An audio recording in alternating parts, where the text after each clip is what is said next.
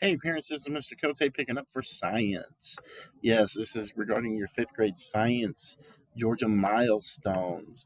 And yes, I have been working with the fifth graders this week dealing with science. We're going to go back to the parent resource guide. That was that separate link that was sent out with these videos. There's a separate link that says parent resource guide that was put into your remind. Go click that link. It's a PDF. Okay. That PDF specifically will take you here.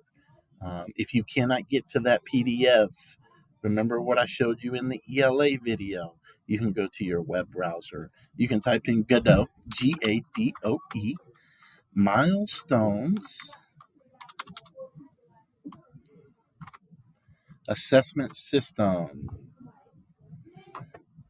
Milestones assessment system. You click that link. Georgia Milestones Assessment System. Georgia Milestones Parent Resources. And boom, it'll take you right here to your parent and student resource guide, which the most important page for you right now will be page 4.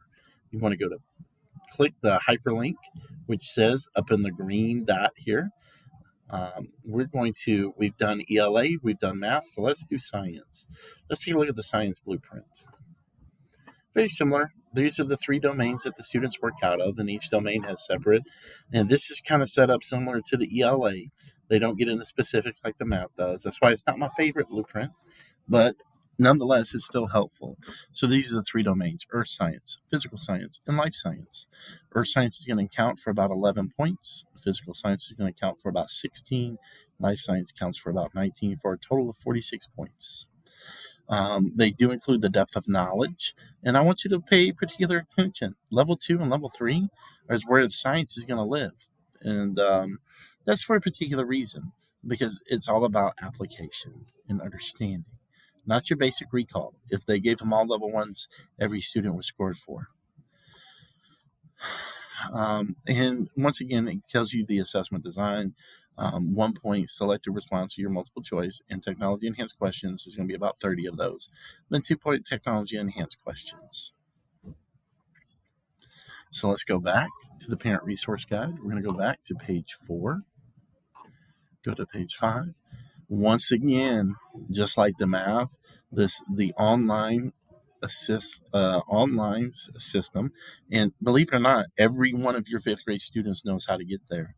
They've been doing this in class, and if they don't, they're giving you a hard time. They're not being honest, because Mr. Cote's walked through it with them nearly every day that I've been here this week.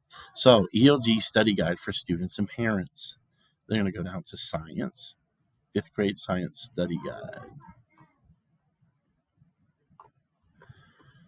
And once again, why this is online study guide is so important, because it's set up just like the assessment.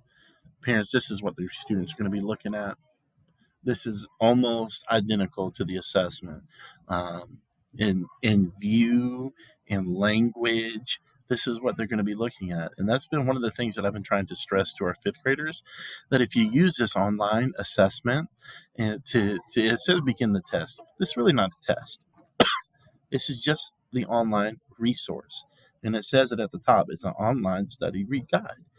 But this is how the test will look. In fact, instead of it saying online study guide, it'll say Georgia Milestones Science Assessment up here on the left. And then, of course, just like math, up under the questions, these are the different units that they've worked out of. This week, we've hit physical and chemical changes and transferred through electricity. Next week, in the afternoons after their ELA, we're going to hit cells and microorganisms, dynamics of classification, and then earth and changes over time. So, what I want to pay very close attention to on this, and this is something I've been talking about with the students in 5th grade, particularly with science, is understanding academic language and understanding the vocabulary that goes along. All of these bold-faced words that are in these paragraphs are things that they should know and understand. Okay, erosion, weathering, sediments, and this deals specifically with Unit 1, Earth and changes over time. And just like the math assessment, it's going to give them a question, maybe a picture, and they have to select the information. Which argument best describes the student's claims? So you would select it. It will allow you to select whichever one you choose. Okay. And then it's going to not just give you the answer on page 2 of the question, it's going to give you the reasonings why. And this, parents, listen to me when I say this. And I want to be very precise when I say this. I know from personal experience.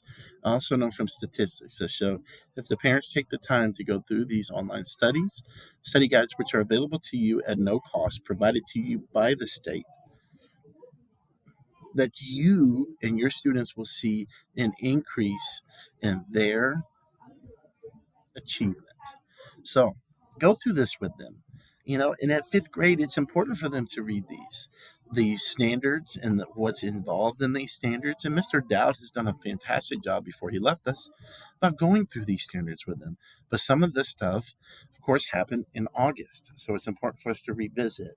Mr. Dowd's done his best thing he could do before he left, which was review and make sure that all the science content has been covered.